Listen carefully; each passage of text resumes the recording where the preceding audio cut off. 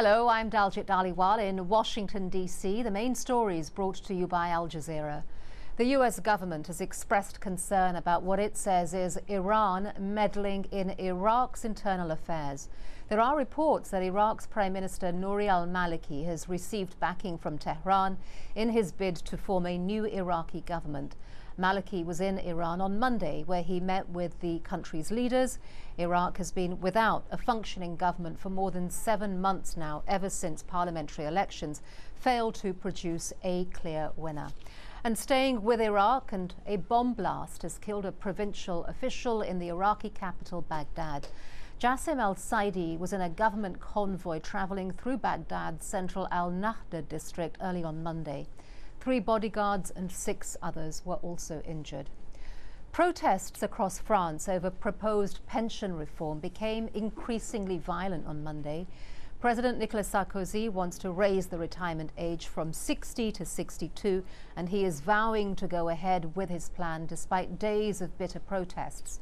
The strikes have led to fuel shortages after workers blocked ports and oil refineries.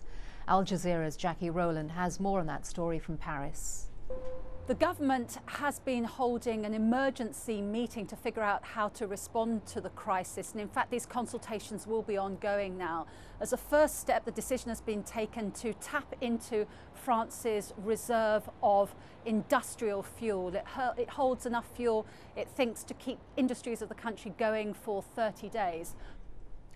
148 Pakistani politicians have been suspended by the country's electoral commission for failing to fully disclose details about their wealth.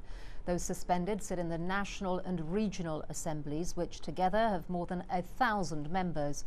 Elected officials are required to declare details of their earnings every year in an effort to crack down on corruption. Foreign journalists will not be allowed into Myanmar to cover the military-ruled country's first election in 20 years. The country's election commission said there was no need to grant the visas because reporters in the country already work for foreign media. The commission also said that it was, quote, not necessary for foreign observers to monitor the elections either.